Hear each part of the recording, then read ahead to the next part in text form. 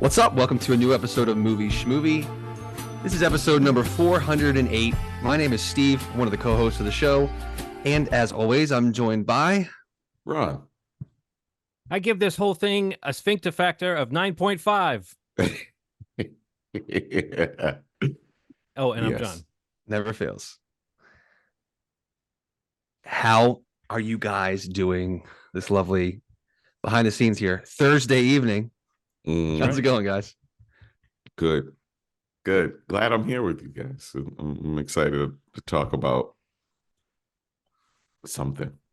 I wonder if listeners know the difference between a Wednesday or a Thursday record. Like, can they tell that like on Wednesday right? we're a little bit more like maybe, I don't know, are we more stressed on a Wednesday show or less? Because oftentimes we bump it to Thursday because some shit comes up.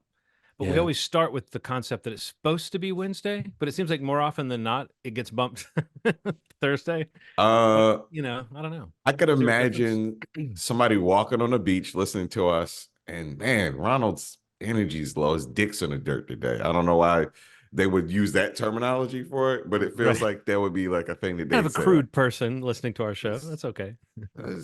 Dicks there's probably a minimum requirement. Like that person would have had to at least listen to 100 episodes. Right. Yeah. These are like the Schmovie heads or whatever they deem themselves. Sure, like these are the hardcores. They would know a Wednesday versus Thursday. For sure. Yeah. Shout out to Tehran. Shout out to Pierre. Shout out to Carrie. Shout out to the listeners. Listeners. I don't know why I'm saying it like that. Yeah, I don't know. You're emphasizing the fact that it's plural. I think that's yeah. We have more than one person listening besides us on Playback. Whenever someone says how many listeners do you have, I always say plural. Yeah. It's always greater than or equal to one. Yeah, multiples. Yeah. The stats can be pretty cool from week to week, though, man. Sometimes you'd be surprised. We can get like a couple hundred sometimes. That's Well, sometimes also I'll try to figure out why that episode hit, and sometimes it'll be like, oh, that was obvious. We got in on a day and date episode with a big movie, and other times I'm like, why the heck is this one the one that crossed? Or the one that has like an actual, like we get like a filmmaker on or something like that. When we had, I remember the one that we did with Anish Shiganti, like that one was a pretty highly listened to episode, and on YouTube was like probably the biggest thing we've had, right? Yeah. I think it is. Yeah. But what an accomplishment. I thought it was really good. That was awesome. Yeah, we all had cool. Yeah, he's definitely someone we could all be friends with. I remember back to that interview, and even just I love him in general. Like I follow him. I listen to all his like interviews that he posts, the podcasts that he's done, or the video series, because he's like a big like behind the scenes guy when he's out there making something. Him and Seb Hobanian, I think is his partner's name that he does a lot of his movies with, who is in tight with Ryan Coogler, who they have a production company together.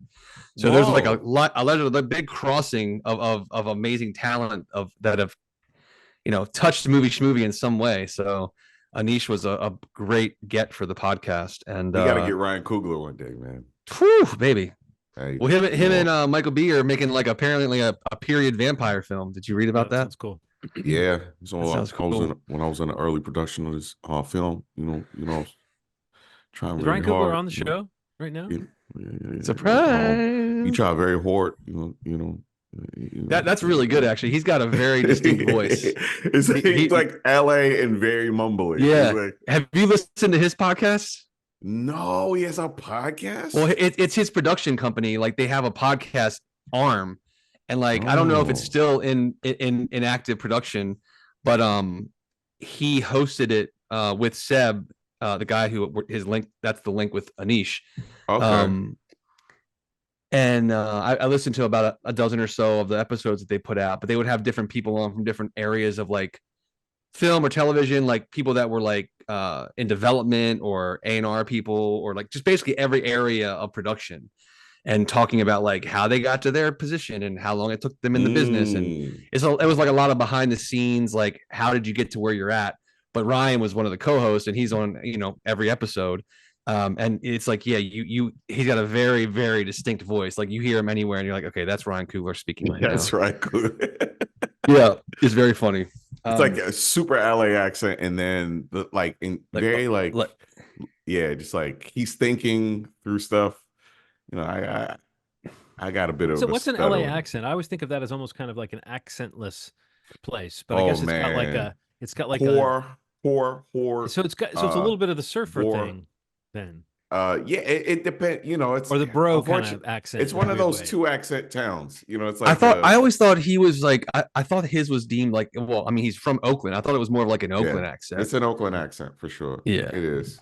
But you know, it's like Baltimore with 2 accents. Like there's like a very distinct white dude accent and a very distinct black dude accent. Yeah. And there obviously crossover, right? Like you do hear you will have a white dude go, oh, you know, I had to take out the core, go to the store, you know.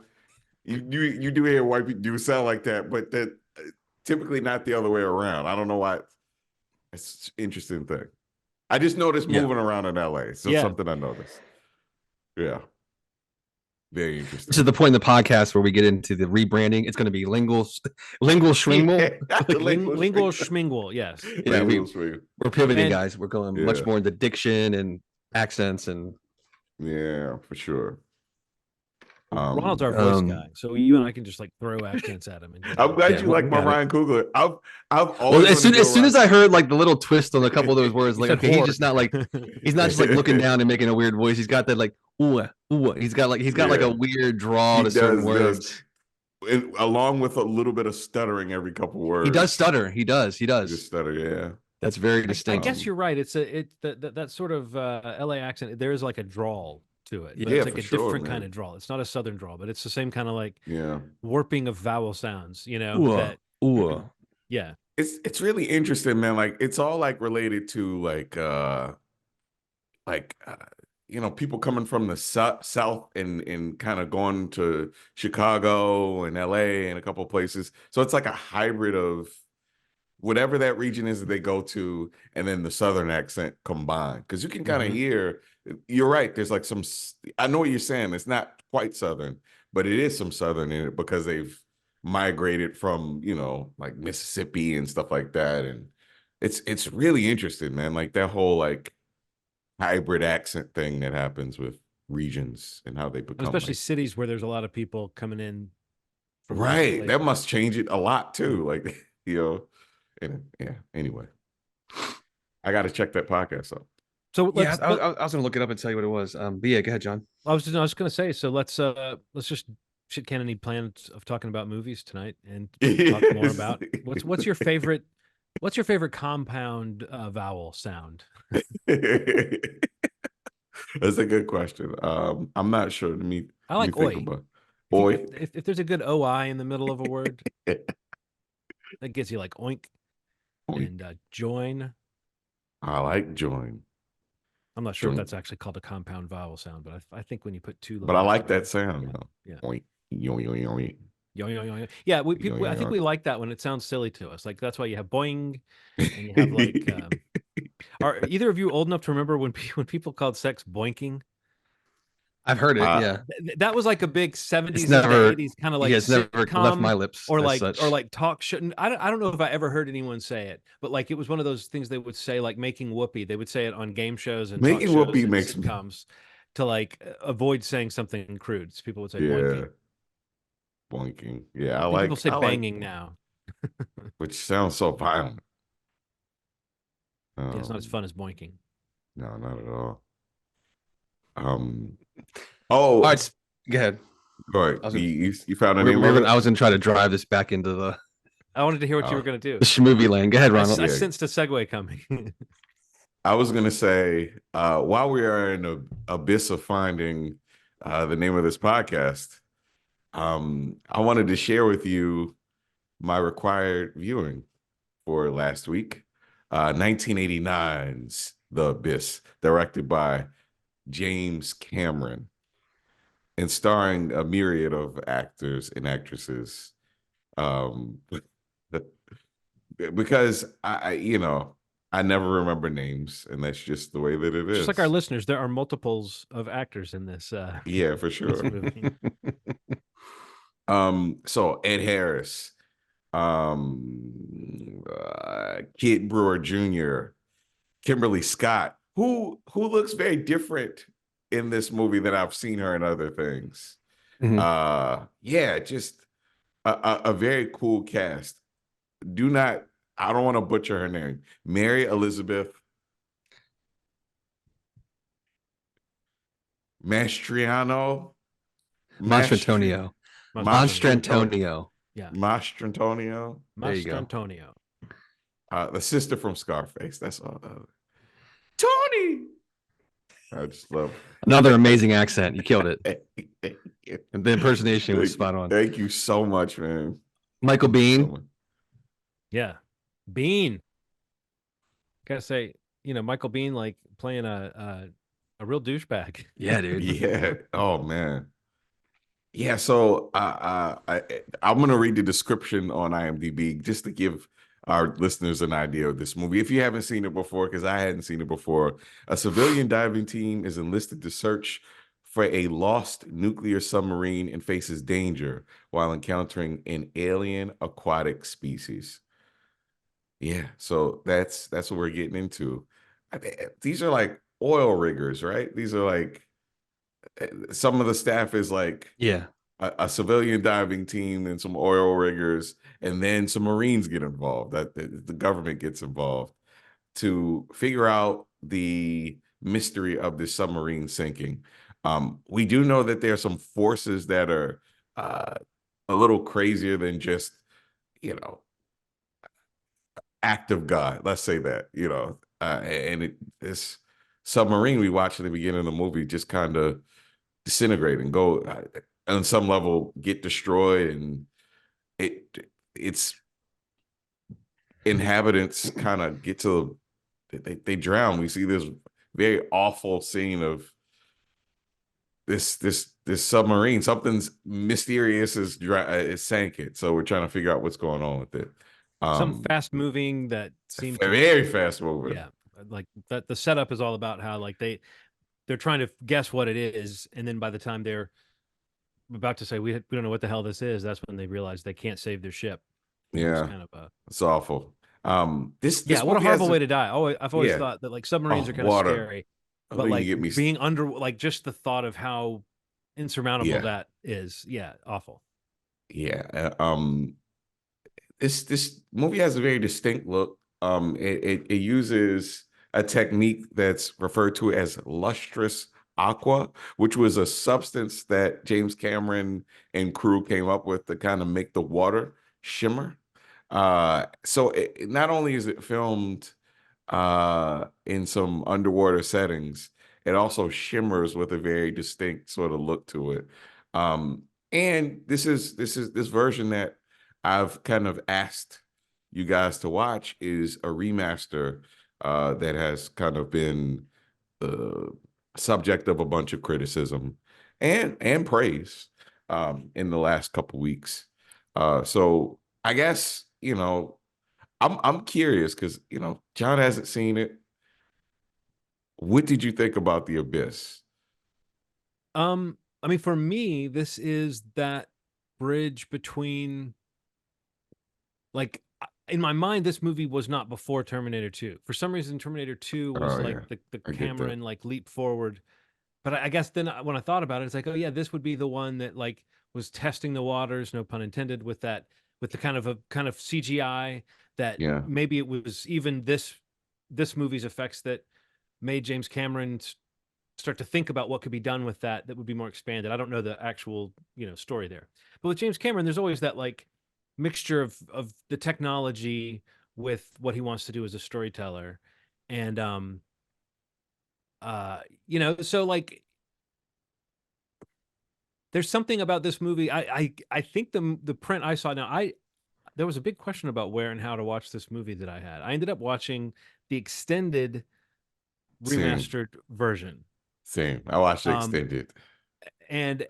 But it took me a minute to make sure that it was the proper version. I did look at the end and noticed that there was a credit for the 4K restoration. So it's like, okay, I'm confident that I'm watching the restored one or the one. And I at the very beginning, I did think that like the people looked a little waxy or something. But either my eye got used to it or it was only in those opening scenes where the lighting was kind of extreme that may have been the case, because I did not later it did not bump me at all. I did think it was an amazingly clean looking world. Maybe there was some part of my brain that was subconsciously expecting to see film grain or a little fuzziness of the image or something in there, but I really don't Mhm. think that after a while I thought about the fact that it was some kind of restored version outside of just how crisp and clean and, like I said, devoid of any kind of artifacting it was. And then I'm to understand there also were some effects that at different points have been reinserted or fixed up. So Yeah.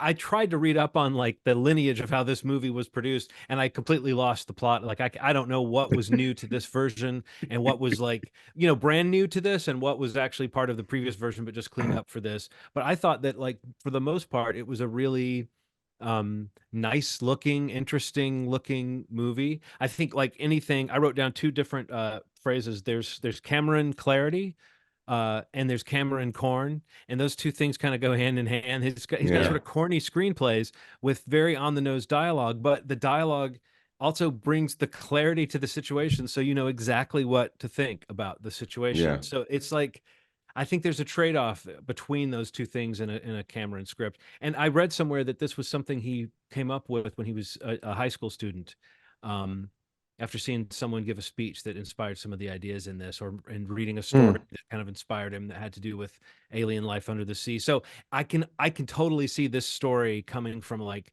a 17-year-old kind of geeky kid who's Yeah. obsessed with like all these different things, but also kind of has a real hook to it in the sense of there's some kind of technological interest in making it feel grounded. So I think that that would be the thing that really stood out to me was just how much Cameron is always Cameron. He's kind of a nerdy guy for he's like an alpha nerd, you know. But he's a guy who's always got something that he's obsessed with and something he's really trying to push. This is the bluest movie of the 20th century, just in terms of its color. And I think that like some of the underwater photography is quite stunning in a way. Like I was Yeah. constantly looking at this going, the only way to get that image is to put an actor in a suit under the water and Yeah. like, read I read up a little bit on that. And there was just one Cameron quote. If you guys read up on it, you may have seen the same thing, but I just thought this was a funny thing. A lot of the actors were, it was pretty miserable shooting this, and you can understand what some of the actors had to do, especially take after take of some of the things that they had to do in this. Hours and hours under the water. Mary Elizabeth Mastrantonio having to be like shirtless and pounded on, and like in that resuscitation scene that supposedly was a grueling scene to shoot. Um, so those people were like saying about how Yeah. frustrating it was. And then Cameron apparently responded to that by saying, for every hour they spent trying to figure out what magazine to read, we spent an hour at the bottom of the tank breathing compressed air. So like That's on brand. that's him. Kind Yeah. of dickish, but no one can really deny that the finished product has something to it. Like was not a huge hit for him, but it was enough of a success that he continues to make movies and continued to make movies. It made roughly, depending on where you look, about twice its budget. So paving the way for future conquests. I feel like the third act does go off in some crazy directions that I kind of appreciate, but also that I think do sort of derail the movie in a strange way. But I was really impressed when was just looking at like, oh yeah, they were in a giant tank of water shooting some of this stuff, and like you Yeah. said, Ronald, figuring out some way to shoot the water that would show up on film in an interesting way. Um, that to me seems like that's as much what Cameron is into as the story and the characters. But he does have usually a pretty tightly constructed idea of that stuff too. Whether it sometimes is like nails on a chalkboard, it's that's just part of Cameron for me. Like this is like a big swing movie in a lot of ways. And it looks really nice in this form, I think. So I think that's just kind of like, I mean, this is early days of what Cameron would eventually, he'd have more of a track record that would show the consistency here. But you say like, a big swing, and I feel like really everything he does is a big swing. yeah. I feel like whether it's the genre he's in, or the special effects element, or the actors, the level of actors, the stars that he's working with. I feel like what came slightly before, and more specifically after The Abyss, it kind of really is establishing like kind of his brand as a filmmaker.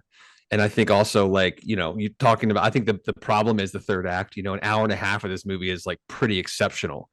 Yeah. And Yeah. story wise, even if you can criticize some of the corniness in the script, which I think again, it's like pretty much everywhere in some of his films. You know, You it's gotta ever get past it. Like it's there, it's like an 11-year-old wrote some of the dialogue. right? You know what I mean? And it's like, and you get past it because you're like, well, what else is there to really appreciate? And it's like the visual piece, how well it's shot. The performances are always like, you know, I think pretty good. And Yeah. I think, you know, like I mentioned last week, I feel like the real thing is that, like, in terms of special effects and what ILM did with this and how they shot, like, you know, again, behind the scenes stuff, some amazing behind the scenes documentaries about shooting, you know, the sequence that everybody always talks about, that, you know, is like the reel that won the Oscar, and how they accomplish, you know, when it takes their form, and like when she touches its hand, and the pseudopod, and with Mary Elizabeth, and like that stuff is like kind of mind blowing to me. Like I just so interested in how movies are made. The magic of movies is like, it's mind blowing to watch like how much time was spent to produce like 75 seconds or 60 seconds of film, you know, but the impact that it has on an industry and a media, or medium in general, is like, you can't undersell it. Honestly, I feel like, you know, I really like this movie. I can criticize pieces and bits of it, but like I will always, like, even rewatching this, like, always have like a place and of like not just enjoyment when I watch it, but like it's one of those landmark movies where it's like, this is kind of where things changed, you know, where they realized what was possible. And not to like, I mean, to call it as it is, I guess it's like James Cameron is a guy that is always changing that. You know, you mentioned T2, that's a deal breaker of a film. You know, the special effects and even the story of what that movie, like, that's one of my favorite films of all time, you know, like, Same. and you can, and people would make an argument that one of his films are probably one of their favorite films of all time. You know, ask 10 different people and it might pop up on an all-time list for you, one of his films. But me, I think that performances, I love Ed Harris in this. I love also just seeing like Michael Beach pop up in a small, Chris Elliott pop up in a small role, like, Yeah. just lots of faces that you like seeing in, you know, these movies of the 80s for sure. And it's just like it's such an entertaining movie too. Like I think It that's is. just also one of the assets that he carries from film to film, is like, criticisms aside, like it's still entertaining, you know. Yeah. Um Yeah. but It's super I think watchable. it definitely holds up, and yeah, exactly, super watchable, and like it holds up.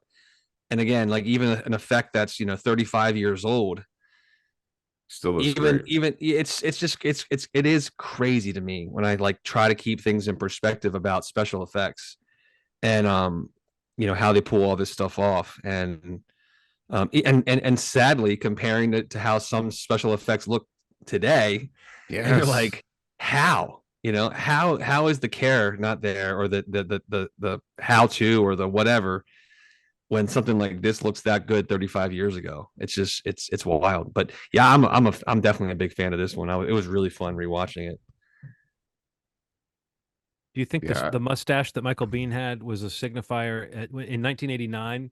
That was a signifier that you were an asshole to have, if you had a I think mustache like so. that. Because it was cool to have that mustache in the 70s, and then in the 80s it started to be only like Burt Reynolds and a couple other people were supposed to have it. Used car salesman, you know. They didn't call it a porn Yeah. stash until later. And then I realized like Ned Flanders came along like a couple years after that, and I think kind of rejuvenated our love of the mustache, so that we can have characters like Gary Oldman's you know, Jim Gordon in the Batman films, where like having a mustache means you're like a reliable guy. But at this point, the mustache was shorthand for almost like the evil version having a goatee. Like Michael Biehn shows up with a mustache, and I'm like, oh, he looks kind of cool. And then I was like, oh wait, in 1989 he wasn't supposed to look cool. He was supposed to look like a fucking Yeah. asshole.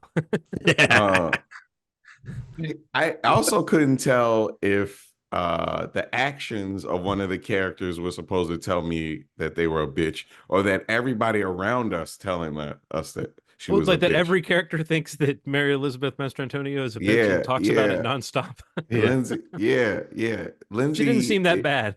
she wanted to basically not have her technology used, you know, without her consent, and that was it. That was like the only thing that she said that was a little snarky, and that it was justifiable. And she was called she's a cast iron bitch. Mhm. Uh, and called her a bitch as he's like trying to revive her. Yeah. It's And wow. they, and also like everybody says she talks too much too. She just needs to Yeah. shut up. She talks too much. I But think that's that James Cameron kind of juvenile sense of like repartee that like think about this too. He was his relationship with Gale Ann Hurd was like flourishing and then kind of hitting the rocks while he was making this. So it's kind of oh funny that wow. it's a movie about a guy who like saves the world and saves the world by being such a good guy to his wife. You know what I mean? Like that's like where Yeah. the movie leaves the character. And because I do think James Cameron kind of inflates I don't, not all his protagonists are wish fulfillment characters for him, but I do think he kind of inflates the narrative based on his own sense of like importance or ego or whatever. And so the fact that this guy's so awesome, he has a very likable character, Bud. But I think that it's funny that at the end it's like, yeah, he saves the world, and it's by loving his wife so good that she has to admit that he's the best guy in the world. I don't know. It was just that was just funny. But yeah, Yeah. they really leaned on it hard, and I'm kind of with you, Ronald. I was waiting to see like where's the part where she actually earns Where is this she? Yeah. reputation. It was What's that almost like a bitch? joke. It was almost like you Yeah, could have yeah, for tweaked it, and it would sure. have been a comedic beat where she's just like, Yeah. "Hey, everybody, how's it going?" And then as she walks away, and everyone's like, "God, what a bitch." Well, what about you, Mon- Ronald? So you Uh hadn't seen it before this, or you hadn't seen it in a long time, had you? Is that yeah, hadn't seen it at all. I thought okay? that I had, I always remember, man, one thing we don't talk about enough is if you don't have a physical copy of some of this stuff, there are points where some of this stuff is inaccessible. Hmm. So for everybody that does not know, the Abyss went to digital a couple months ago. Prior to that, it was not accessible on most of the services. Like I think you had to, maybe it was on HBO Go, HBO Max or something. But digital, like digital streaming, like Apple or anything like that, it did not exist. And then they popped up on, Apple, Voodoo, some of the major PVOD places, and then it was announced that it was coming out on 4K. So like it was like this whole big thing where they showed up in a different quality than before, and then the actual physical copies came out, which are a little distinctly different, to be completely honest with you. I heard that the Abyss looks a little more waxy in the digital version. Really didn't have that experience. It didn't really have any film grain, but it wasn't like super waxy. Like some of the screenshots that I saw, it looked. But It again, wasn't like weirdly smooth. No. right, okay, so that makes me happy. I think we're getting to this point where like people are just nitpicking, but what we have to accept really is that we're getting it in the best version possible, probably ever, or at least for a while. That we're gonna see this movie in. I don't understand what people want. I thought it looked out of this world incredible, to be completely honest with you. I really enjoyed it. It was a fun movie. Um, I think I like just the pacing of movies from that time. Like I think there was like even if James Cameron's doing something a little different than everybody else is, there's generally like a pacing difference between movies in the 80s and now. Like it just is everything shot like a goddamn a movie video, music video. Now, like it feels like there's a million camera changes. Oh, up top, down low, left, right, and then there's like a drone view, and then there's like a behind it, and then there's a there's like a Yeah. first POV person shot. view, and Yeah. it's just like, what are we doing? Like sometimes you just want to let it sit in the moment, and I could tell that James, the magic that Steve is referring to, he lets it sit. He's like, look, I'm creating the environment. That's the magic. You don't have to do a million angle changes. Just let it sit in the moment. Have these actors act their asses off and be cool and have a rapport. And some Hmm. people get along better than others. And oh, that was a little mean what that guy said to that guy. It's like I love that. I love that. And I think that's what makes James who James is. I don't love every single movie that he's done, but I can honestly say his ratio is pretty goddamn high for me. Like I love Yeah. most of the things that he puts out. And Well, so this much fit, effort goes into it and so much care. And I think what you're talking yeah. about there, Ronald, the reason why that don't you think the reason why that still works, whether it's a camera move or like you said, hanging out in a moment, is that like because of the technology and because of what he's trying to do with what he's showing on screen and what the illusion of what's there is, every shot is so meticulously designed to Yeah. the point where the actors are bringing it to life, but it's it's planned. Yeah. So you're getting a lot of very carefully considered, like, well, how do we pull this off? How's this shot going to look? We need it to be this particular shot. It's not just go out and shoot a lot of coverage and kind of shoot it willy-nilly and find it in Yeah. the edit. It's like have an idea of how the sequence is going to fit together. Yeah. Do you have a favorite sequence in the movie, either of you guys? I mean, you kind of mentioned the sequence with the No, tendril. yeah, that's mine. Yeah.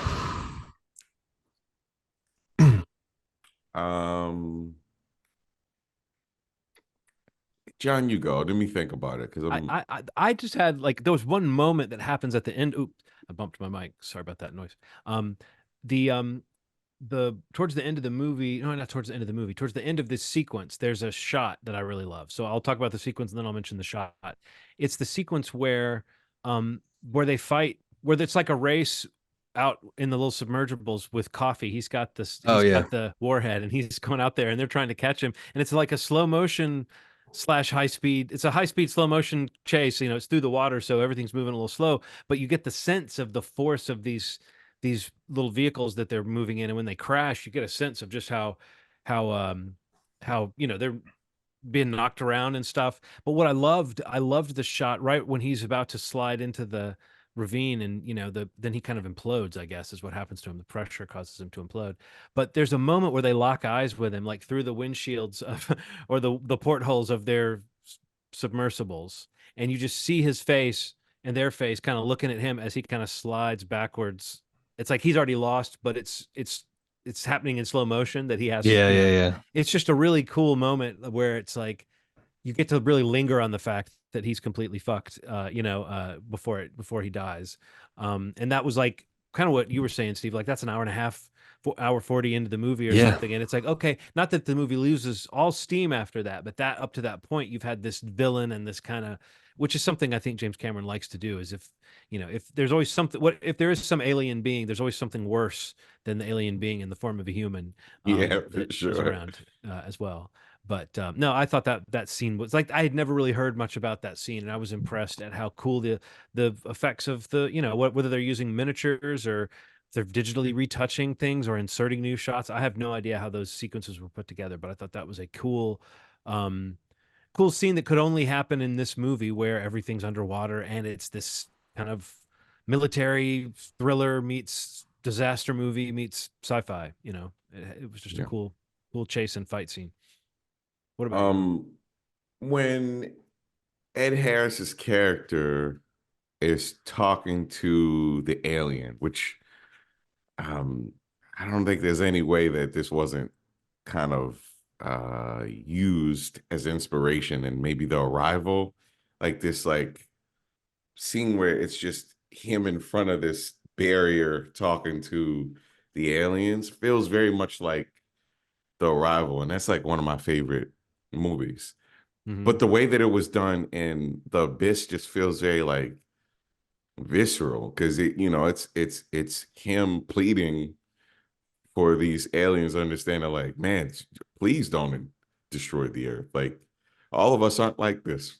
It's like, Now, please. is it true that none of that stuff is in the theatrical? Like Oh, see, the I whole don't. conversation with them back and That's a forth good about what they're question. doing is supposedly something that got added back in. I think in the original, Oh, he like they save him and send him back up to the top, but they it's don't just have like, this conversation with him. You know what I mean? But I don't know if that's true. Like I said, I got lost trying to figure out what was yeah. different between the different Steve, do you versions. remember that from the original when he talks to the? I don't think so. No. Okay, And honestly, the version, I think I don't even. How I long think that was might the have been something I added in. yeah? How long was the one you watched, Steve? Uh, Shit. I don't know. Let me see. Because there's the theatrical edit and then there's the extended. And it sounds like Ronald and I I, both watched the I extended. watched the theatrical one. Okay. okay, So yeah, there's a whole Yeah. thing like there's a whole like storyline Excuse me. that kind of got cut out because I don't think Cameron was happy with the effects, where he confronts the aliens about what they're doing, and then you kind of get the idea that they're testing humankind, or they're getting ready to wipe out humankind, and then they Yeah. see his messages to his wife, and like that's so bizarre. Like it's such a big story and such a small story. Yeah. Like even at the end when they're like on the when everybody's there at the end, Ronald, we're still focusing on Yeah. just like these 2 or 3 characters who are like people are like all that we really care about is seeing the two of them go off together. That's like there's all this Yeah. other world event Yeah. stuff happening that's not really as important. I mean, quote unquote, as important. And I was thinking about that all along, that like it's funny how the story really is like a huge small story or a small huge story. Even when they were on the ship and like the Navy SEAL guys were up to something sneaky, and the only person, it's that guy Hippie who's got the pet rat. He's the only one who's like lurking around investigating what's going on. It's like Yeah. there's all these other characters just kind of like accepting what's going on. I was just thinking how like I can understand the clarity of that, of having just one character Yeah. do it. But it's strange that like there's not more, just more Yeah. people reacting to what's happening. And I think sometimes that's where in order to keep a story clean, you have to have it so that a bunch of people are hanging around, but only 2 or 3 characters are actually talking about what's happening and, Yeah. and doing anything about it. So essentially Steven, that scene, the aliens are kind of doom scrolling. It's like Twitter. It's like this like private the shittiest things happening on Earth, and the Right. aliens are like taking that in. And he's like, no, that please don't go off of just this stuff. And the aliens are creating this big wave to wipe everybody out. And he's trying to convince them to Oh, not do it wow. in the middle of it. Yeah, it's like a very long, Yeah, but yeah, yeah. but it's like the equivalent of like that scene from Fifth Element when Yeah. Lilu sees all the terrible things happening. Mhm. That's essentially the feed that the aliens take it in to decide to destroy the Earth. Wow. And he himself isn't convincing them through his speech, and then the kind of interaction between him and his wife to not destroy the Earth. That is Yeah. crazy that that's completely not in the. Now I gotta Yeah. watch the They just theatrical. edited around it because it was like, it was easier to cut that for Cameron. I think he had for one thing, there was like a length of the film he was supposed to hit. He had to hit a certain, he couldn't go beyond a certain Okay. minute count. And so in taking stuff out, I think it was just that to him, it was better just to cut out a whole storyline rather than try to squish things down. Holy moly. But I think That's it also was nuts. because he wasn't happy with the effects of the tsunami that they had back in 1989, which I think they were trying to shoot with like miniatures and water. And later that was clearly a digital effect, the one that we saw. Yeah. So I think that like again, I might be blurring some of the facts because there is a lot of information about the making of this movie out there, and then there's certain information talking about the different versions. But I Okay. can only think of like Blade Runner is one of the only other movies I can think of that's this kind of confusing, trying to figure out like I guess now the only version that's available widely is going to be the restored version. But for a while, Yeah. it's a bit like you said, Ronald, it was kind of out of print, which is a It was out strange of thing print, for, man. for a modern movie like this to be. Yeah, it's very strange. But overall, loved it. I really enjoyed it. Oh yeah, like it was super fun, and again, it definitely filled the hole for me in terms of um, assumptions I had made about this movie that were wrong. Like I thought it was like going to be like accidents where one by one the crew's dying, but really there's one Yeah. huge or Yeah. 2 or 3 huge incidents that happen that are totally like sort of like industrial accidents almost. Yeah. The thing I think is kind of interesting is that it feels a little bit like Cameron doing Ridley Scott, because the sort of working class trucker style, they're not really like oil riggers, but they are like a private company that maybe does a lot of kind of deep sea stuff or at sea stuff. But making them kind of like, you know, relatable working class folks, I think feels like the crew in Aliens sometimes. Yeah. Um, but with that amped up Cameron dialogue where everybody has like a line that they say that like explains their character. There was the repeated use of keep your pantyhose on was something that was, very, very, again, like that 11-year-old. But Ed Harris in particular, I thought was just really, he's the lead. He's supposed to carry it, but I thought he did a pretty good job of, like, I believed that he was this guy who not as gruff as you might expect him to be, not as intense. There's something, he's supposed to be a likable guy, and you realize in the movie that like everybody thinks of him as like a happy guy, and that he's always grinning and trying to stay positive. And I think that pays off in the later scene where he's dropping into the abyss, and you can sort of sense how much everybody cares about him. Anyway. Sure. All right. Who has the next pick? I think I do, right? Oh, I'm going, I don't know, very random right here. And it's mainly because I feel like I've been targeted by social media, or mainly, I guess, advertising from Warner Discovery.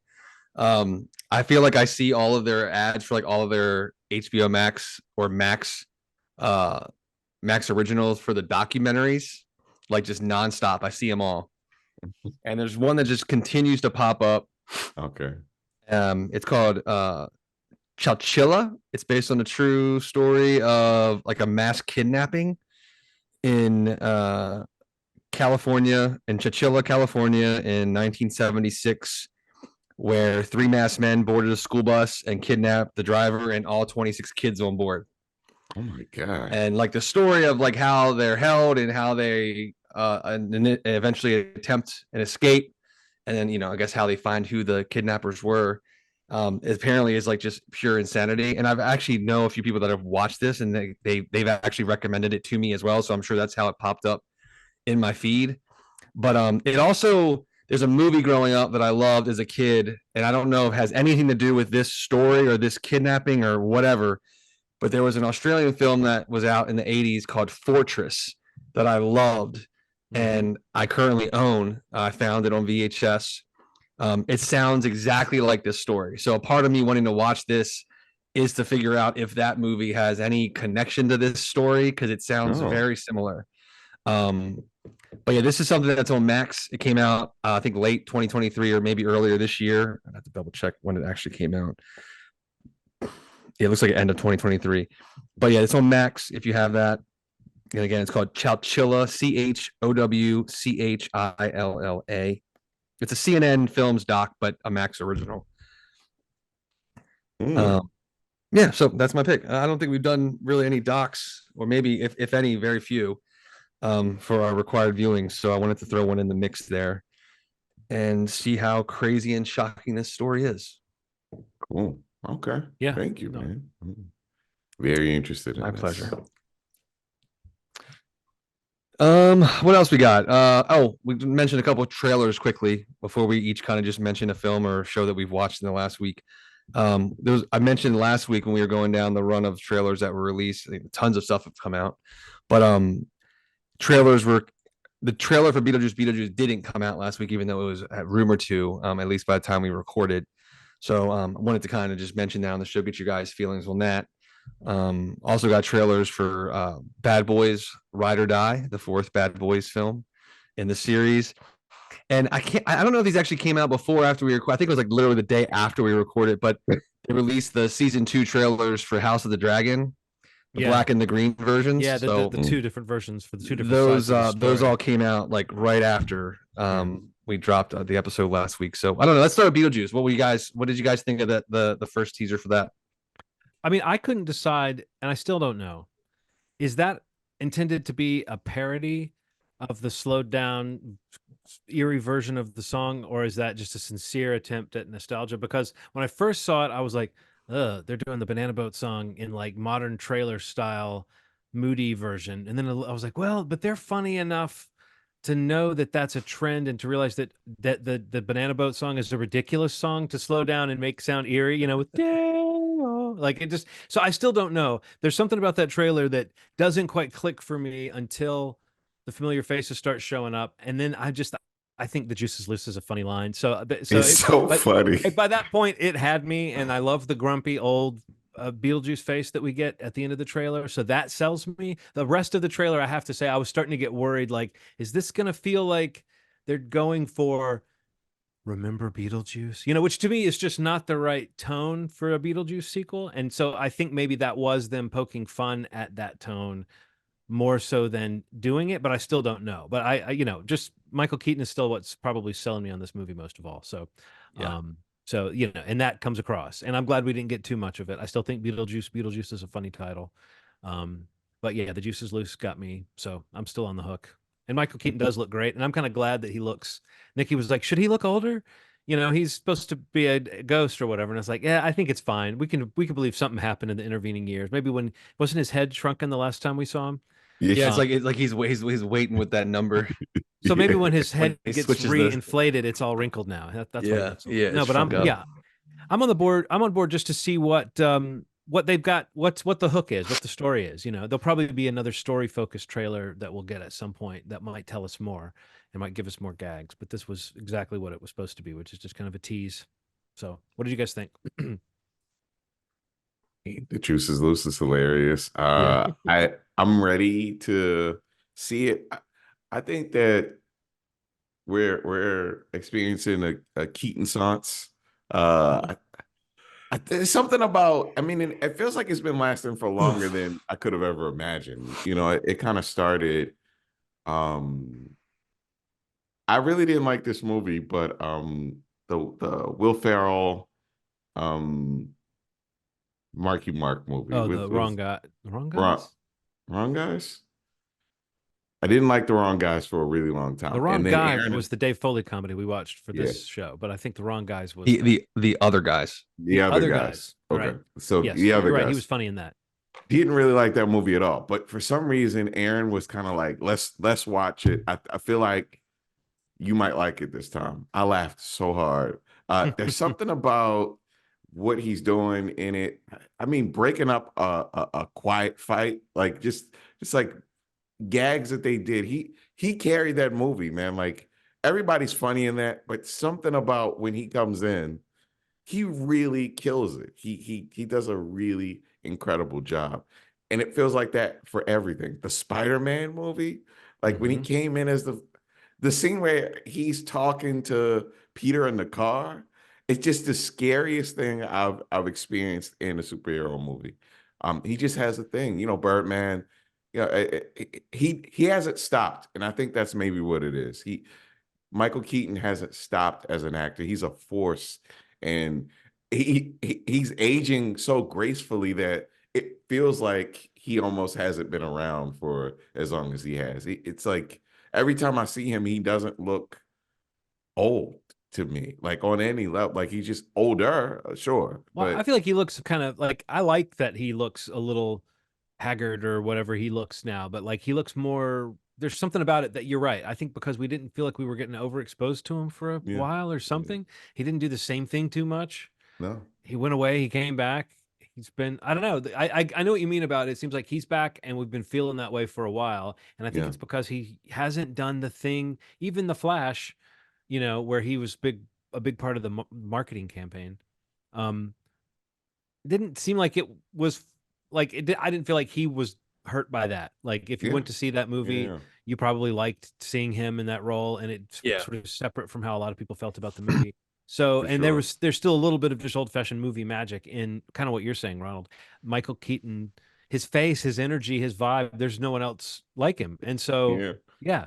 There, I mean, I think we've all always kind of loved him. I think now he's at that point where it's like it's almost like the Bill Murray thing.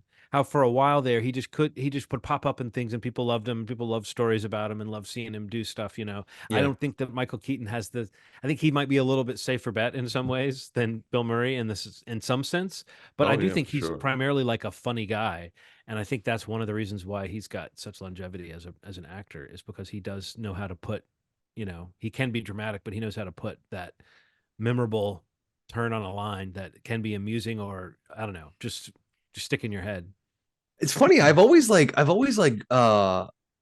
not that they're the same kind of actor, Mhm. or there may not many people may not like think of them together, but I don't know, just like growing up especially, I always like kind of thought of Michael Keaton in the same way that I thought through the 80s and 90s of Tom Hanks, Mm, where I like get he that. was always so funny when he was being Yeah, funny, yeah, but then he could be in a he could be in a star driven vehicle. He could be yeah, Batman, yeah.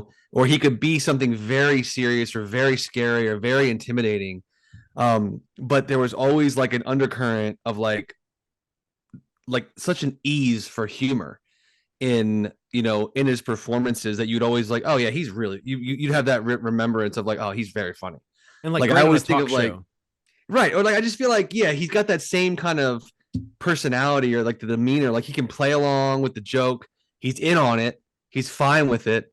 But then you'll see him do those dramatic turns where he's just like a force, like it's just fire. Yeah. And I don't know, just because you think of like a lot of the stuff he did in the 80s, like before he became Batman, you're like, that's Mr. Mom. Or, what's the Cars one that he was in? Uh Detroit. what's it called, John?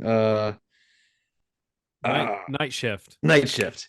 Yeah, like it's just like, yeah, he's just got these. I don't know. It's Henry like Winkler obviously is the lead in that, right? their careers like went on a different path in ways. But I mean, I just think of like, even Tom Hanks, and you see him kind of like going and becoming, that's Forrest Gump, like these iconic characters that like they'll forever be.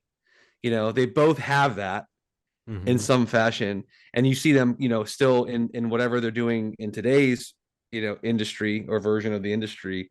And every time you see them, you're just like, that's why they're still relevant. Yeah. Because like there's genuinely movie stars. Like they have the chops to do it all. Yeah. And people love him. Like you felt yeah, like exactly Michael the way Keaton you at the described him. Oscars, Yeah. his gags and stuff. Like people were so happy to see that he was there and playing along and happy to have that moment. Yeah. Even as sick as of superheroes as everybody is right now, they still had pleasure in that silly moment. Absolutely. Being Batman or whatever. So no, Absolutely. I think that's and he's still, and I mean, even this, like this is an iconic character. This is yeah. Beetlejuice is like one of the best things out of the 80s, and it's like, oh yeah, that's Michael Keaton too. And he looks awesome in the trailer. Like I can't wait to see this. I think the trailer was really good. And yeah, you start to see the faces pop up and pulling the tarp off of the model and everything, and you're just like, oh yes, let's get back to this. And honestly, just that world that Tim Burton, that building of that world, is just, it's immediately you're right back in it when you start seeing those sets. And yeah, I can't wait to see this for sure. And that they haven't come back to it for so long makes it seem like maybe, I mean, we always have this hope. Maybe there's a reason to, maybe there's something other than just nostalgia in this case. Sometimes it works, sometimes it doesn't. But I'm willing to give Beetlejuice a chance to come back and be worthwhile. So even though I know we're in the age of like, okay, enough with the with the reboots and the sequels and stuff, this feels a little different because this always was something that not so much needed a sequel right away, but just if other things are going to get to come back, let's see a little bit more of this. So, and as long as he's kind of, I don't know, I'm just hoping I want them to remember that he's like the villain of the piece. And I don't know if that's the rule they're going to stick to, but to me, that is the heart of the thing, is that he is a gross, like terrible, being. Yeah. I don't even know if he's technically a person. But yeah, they could change my mind. They could warm my heart. This could be the Paddington 2 of oh, so yeah, are you team black or team green, guys? Did you watch the House of the Dragon? Come on, Team Black, let's go. No, it's Team Black. The trailers good. The trailers really try to make it seem like, I know, like they have a reason. They've done a good job of trying, like, of like making it so that there's at least Alicent as a person has some kind of plausible deniability in terms of what she thinks is supposed to happen. But yeah, it's kind of hard not to side with Team Black. But I thought the trailers were really great. I thought they looked incredible. And I think that, like, I just feel like that show seems like it's heated up. Like the first season was really solid. And now all the pieces are in place for, Game of Thrones worthy shenanigans, maybe even like Game of Thrones at its height in a strange way, because I do think the slightly narrower focus brings a certain kind of drama to the story that is just different from what you had when you were hopping all over Westeros, It's exciting. Definitely, yeah. It's definitely like we were watching the trailers and it was like immediately feeling like, yeah, I need this back. I need this show back. Right. Like the dragons and the sets and even just the characters. It's like you get back into this world building conversation of like, oh, like it's a relationship with Game of Thrones, but like it's almost like I can just you want to get to a point where they just think of it as its own thing, and it starts to feel like it really is settling into that, especially if it really delivers in the second season, which it looks like it will. Yeah, I just can't wait to see that. Then the marketing to have 2 trailers is, I love it. Genius. Great It's idea. really smart. Yeah. Like even mirror image in the sense that the way they start is like the same arc of what they're talking about, but just a totally different point of view on it. Like I really Yes. like I that. like that a lot.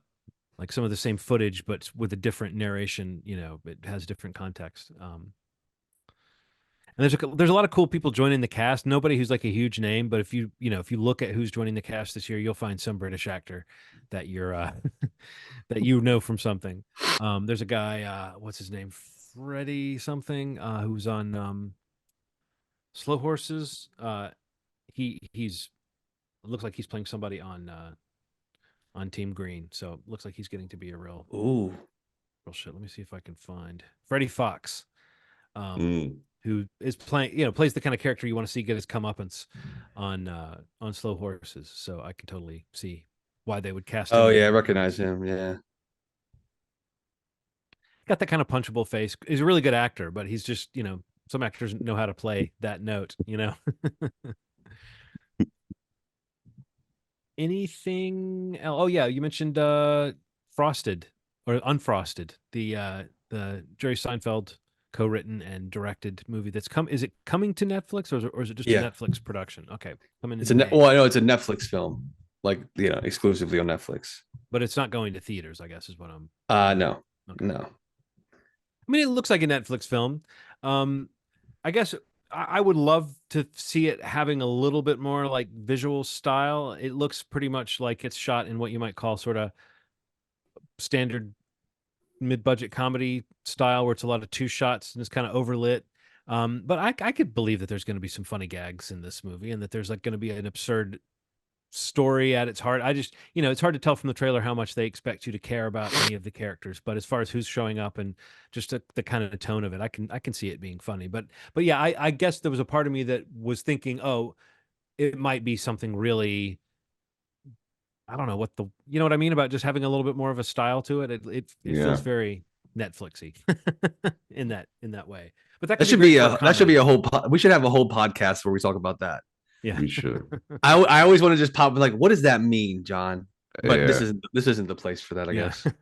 Well, you know what I mean? Like where it looks like it's shot, like not a whole lot of development went into different aspects of the film's look and feel that maybe would if it was a studio film that was being put through the usual paces, or that was going to be theatrical, where they would just make it I know more. exactly what you're talking about. It's Such like a weird, it's like a looseness, which I think is part of what Netflix is cool for, because a lot of movies come out there that maybe wouldn't get made otherwise. But I don't know, like it does feel, and also it's just a comedy thing. A lot of the kind of modern comedy style is to do that. Lots of 2 shots, lots of kind of overlit shots. Like, Yeah. and maybe if Jerry Seinfeld were a little bit more, like I do like him. I think he's funny I think for all his kind of hammy acting, he was kind of fun to watch sometimes on Seinfeld. And that was kind of part of the fun. But I just wonder, like, is it going to hang together as a movie? Or is it just going to be, a lot of really, really funny people? I mean, it's got, name a funny actor that you like. Yeah, they're there. Yeah. There's a shot that Yeah. they're in it. So, what were you about to say, though, Ronald? You said you kind of know the. I know what you're I talking see. about. Like, I think, and to prove it, I think one day we should maybe just like cut out like 5-second clips from a couple movies, and we guess like, did this come out in the theater or is this a Netflix movie? We should just do it one day. Just have somebody blindly cut pieces from trailers. I'm not against it. I don't think there's anything wrong with it. I just sometimes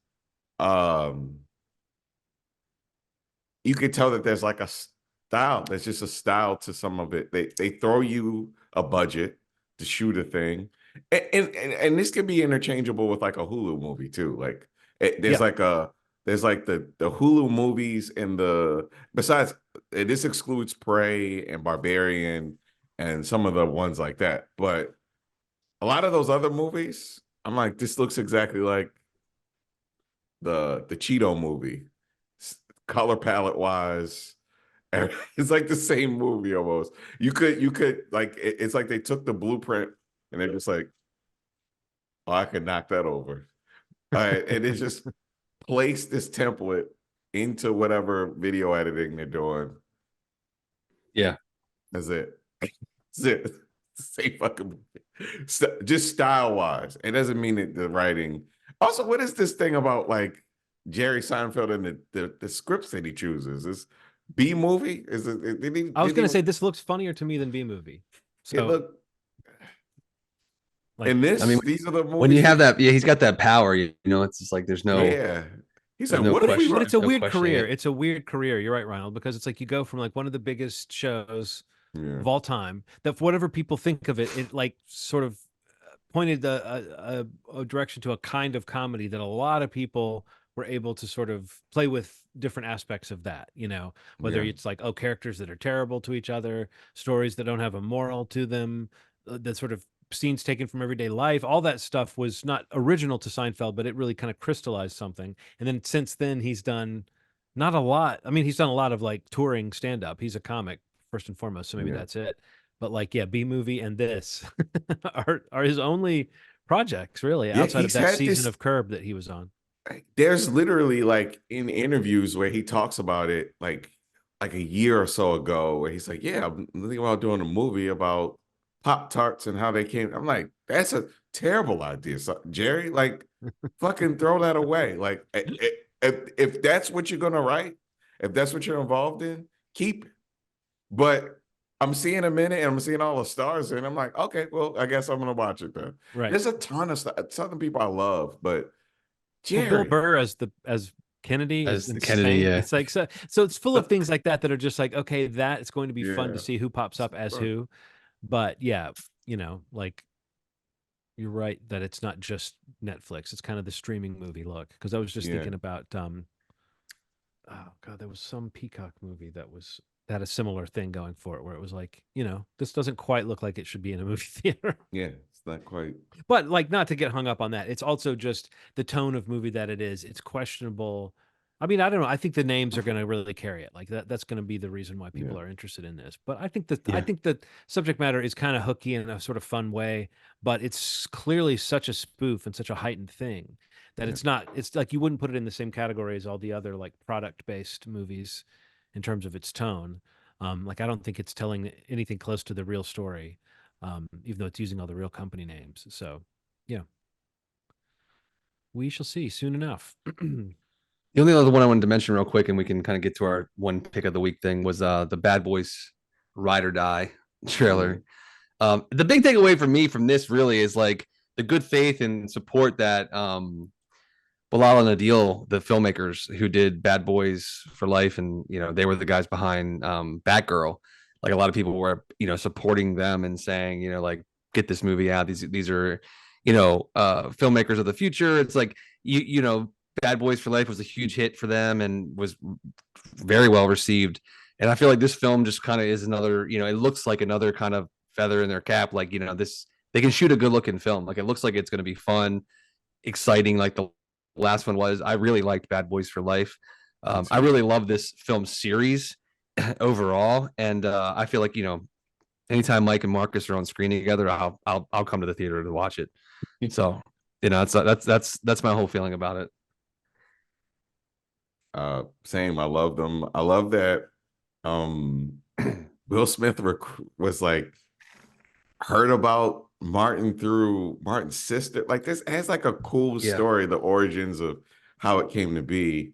Um, Speedy Morman, who is a contributor on Complex, did a really cool interview with Will Smith really recently. That is worth checking out. It is it's different than anything I've ever heard him talk about. And then Martin kind of comes in the last 10 minutes. Oh, cool. And they love each other. Like you could tell that there was a point where like he brought Martin and kind of brought him into this world. And then you could tell that Martin did something for him. Like, especially in this, Bad Boys for Life, and then this one. Yeah. Martin represents this like person that survived. He survived. He had a stroke. Yeah. He's a real survivor, and he seems very appreciative of everything that he's experiencing. And you could feel it coming off of him, and you could tell that Will needed to be around somebody like him Sure. to kind of reel him back in from all the craziness that's kind of going on. So yeah, I'm a big fan. I can't wait to see it. Ride or die, I'm ready. Ready. It is interesting that it's like they went ride or die for 4, but for life for 3. It's like somebody fucked that naming convention up. Hopefully that person got fired. Say I fired. What a stupid decision. That's so Well, it's kind of like funny, the Die man. Hard titles too, where it's just like you just go for it. You know, it's like Yeah. you don't know you're going to do another one. Um, no, I think Yeah. it's an interesting uh, notion that like that Will Smith would kind of like it's almost like outreach to the stand-up comedy community Yeah. that he's back with Martin Lawrence in this. No, I had just watched the trailer like while you guys were talking about it because I hadn't watched it prior to this, and so it's not Michael Bay anymore, right? No, the last one wasn't either. Yeah, Okay, see, I guess I Baleil and didn't. Adele are the 2 filmmakers that did the last one. Okay, so it's the same team that did the last one. Okay, so Yeah. this is kind of like a part 2 of a revamped version of this because it took them a long time to Correct. get the 4th one going. Yeah. No, I don't know. I think it's great when actors have a franchise that they can go back to and kind of age with, and so in that sense, like I don't even know that I've seen all of these movies, so that's an interesting like thing to watch this kind of trailer. I think it doesn't seem to me dramatically different. I don't know what the arc of the characters is that makes this one different from the last one or whatever, but no, I always like it when actors have something like this that they can keep coming back to. So I don't know. Should I watch all of them or should I? Oh, dude, yes, man. The Bad Boys movies fucking rock, John. I think I've seen the Yeah. first one and that's it. So They're so fun, man. Like, and that's the thing about Adil and Bilal, like their style, like, and I think we maybe mentioned this briefly when Bad Boys for Life was out, but like it just sits right in to the pocket. Like it looks just like, the aesthetic fits well with the Michael Bay of it all. Like, I think Michael Bay is a producer on them still, but like, very, very capable hands that, at least are kind of like, emulating or respecting the way these films are looking and how they are shot, where they take place, the gloss, the sheen, the special effects, the action, like the crazy, 360 slow-mo shot that it's like iconic, that moment in the first one. It's like you can see in the trailer, they're kind of, there's a shot that kind of, is mirroring that. Which I love that stuff, man. Like, especially in a movie like this, I'm all about that kind of stuff. And it's just, and honestly, like, they're really just funny movies too. Like Martin and Will together are like they're hilarious together. Especially I love Martin Lawrence so much, and like he's I love seeing him in this role. And again with Will. And it's funny, real quick, like Bad Boys for Life was like I think the last theatrical experience I had prior to COVID. Like that was like the last big hit. That and sort of Onward. I didn't get to see Onward in theaters, but those 2 big Hollywood releases were like the last 2 big things that came out. And I went and saw the Ben Affleck movie literally the week before the lockdown, the one where he's like the basketball coach. What was that called? The I can't remember, but the Way Back. No, not The Way Back. That was another one he did. This was The Back. I don't know. The Back Way. Yeah. But yeah, the Bad Boys for Life was like huge, way overperformed, got great reviews, and like I got to see that in theaters with like a big audience, and it was like, oh, this is movie going, and then everything stopped for 3 years. Right. Dang. What a crazy... But I'm pumped to see the new one. I can't wait to see it. Yeah. Cool. So I guess real quick, like what else? What's something else you guys watched or want to recommend or talk about as we wrap the episode up? Okay, I'll go first, I guess. So, all right. So, anybody who watched the show Perry Mason, there was a character, Clara Drake, that showed up, played by Diara Kilpatrick. I've seen her and stuff. I couldn't really place it, but she has the lead role. She created and produced on a show called Diara from Detroit. So she becomes this, it's on BET Plus. Give it a trial run. It's free for a week. I think the first 4 episodes are up. Essentially, it's a story about a Detroiter that is that lived with a very wealthy husband in another place, came back to her hometown in Detroit, and she's going through a divorce. And during that, to get over it, she meets this attractive man through Tinder, sleeps with him, and then he disappears. But they had like this kind of connection that happened, and he completely disappears. And it turns out that there's a deeper story of why he disappeared. It wasn't because they just didn't have any chemistry. He was kidnapped. Oh The no, reason Ronald. for his kidnapping is very strange. And when you find out who this guy is in the whole Detroit mythos, it's pretty cool. So she becomes a private investigator. It's sharp. It's distinctly Detroit. And she's funny as shit. She's really funny in it. Diara Kilpatrick. So Diara from Detroit is fun as hell. Try it on a trial. You know, check out the first 4 episodes. It is one of my favorite shows right now. Sounds like a lot of dangerous behavior. Yeah, it's fun, man. I mean, that sounds. But sad to say, the movie I saw had that same kind of stuff, Ronald. Just people doing ill-advised things around Yeah. each other. I in doing a little bit of research for a sort of parallel project I'm working on. I've been recording episodes for a Coen Brothers podcast in the last couple months, and so I've been kind of branching out sometimes from movies that influenced them or that they were referring to with their films.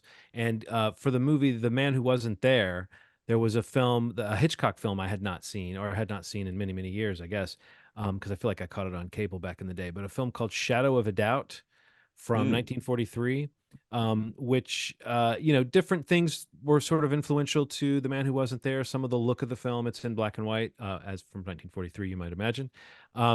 But also the setting, Santa Rosa, California. Um, anyway, it's just it's always fun to watch a Hitchcock film, or it's almost always fun to watch a Hitchcock film. So, digging into this one it was one of his first movies where he felt like he kind of cracked the idea of sort of telling an American story or a story for American audiences. Um, and it stars, if you know Joseph Cotton from Citizen Kane, and Teresa Wright and McDonald Carey and Patricia Collins, actors I recognize, but I can't always say from what. And a screenplay that was in part by Thornton Wilder, the playwright who wrote Our Town. That's the crazy thing about movies from this era is you'll get Yeah. like novelists and amazing writers that you've heard of, playwrights and novelists will have been done a polish on a script, Yeah. because it was possible to make so much more money. Like you'd get paid in a week working for a studio as just a staff writer. You'd get paid sometimes more than you would make on a novel. So it's insane. But with I say all that just to say this is a Hitchcock film that I was not that familiar with, and definitely has the mood and the kind of tension that you expect. Some really cool shots in this, where the composition's doing a lot of the storytelling. But the story is just like there's a family that welcomes back the kind of globetrotting uncle who is like beloved by his sister, and it's her family that he's staying with, and his niece who shares his name. His sister named her daughter after him, so he's Uncle Charlie, and his niece is named Charlie. And their relationship, the two of them, is kind of like you're wondering if there was something really inappropriate that happened between them, or just if does she know a secret about him that other people don't know. But what she finds out about him, and how it kind of spirals into what the movie's really about, was really kind of interesting and reminded me of a lot of things like Cape Fear, just that kind of idea of like here's a presence that has entered people's lives and you're seeing how toxic it is. And it also has a great moment, Ronald, where the sister, there's like an agent that's tracking Uncle Charlie, that as we start to discover that he's got this sordid past, we discover that these guys who are pretending to be like surveyors, they're actually investigators that are tracking him. And when they're talking to his sister at one point, they're like saying, well, I'd like to take Charlie, the niece, out on the town. And she's like a young woman. I'd like to take her out on the town. Maybe she can show me around and I can learn a little bit about the town. And she's like, no, you should take Anna. She knows a lot more about the city. She's talking about her 9-year-old daughter. This she's basically setting her 9-year-old daughter up on a date with this guy who Oh, she just yeah. met. Um, So I don't know if That's we can say the nuts. 1940s were a different time, but certainly the way people acted in movies was different. Holy moly. So anyway, no, yeah, if you're a Hitchcock fan or if you're just a fan of this type of film, a noir kind of psychological thriller, I would recommend A Shadow of a Doubt. Nice. Ooh.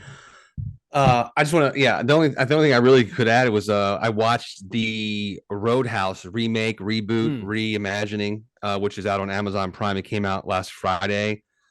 Directed by Doug Liman, Jake Gyllenhaal. I would say if you're a fan of Roadhouse, the Patrick Swayze, this isn't really anything like besides name, and there's a bar involved that really shares with, and there's some Oh, fighting wow. happening. So it's kind of like a pretty loose reboot or remake, but I got to say though it was a lot of fun to watch. I mean, I love Jake Gyllenhaal like in pretty much everything he does. I'm a big fan, and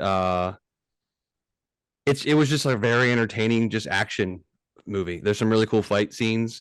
It's interesting, like it's been going viral this past week about like how they shoot the fight scenes. I don't know if it's popped up for you guys. Yes.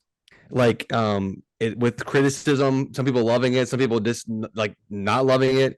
I kind of, I guess, fall somewhere in the middle. There's certain sequences where it looks really great and there's some where it doesn't.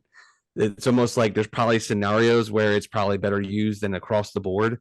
But it is interesting, like if you come across it, it's basically this approach where they shoot the shot so many different ways where like each receiving end of a fight are being like either hit or punched like with a like a pillow or some sort of like padded stick, so they actually feel it on their body, like there's a physical reaction on the body, and like that's composited in with the other plates of like the person throwing the punch and the background and all these you got to find it, Ronald. It's wild seeing how they shoot this shit.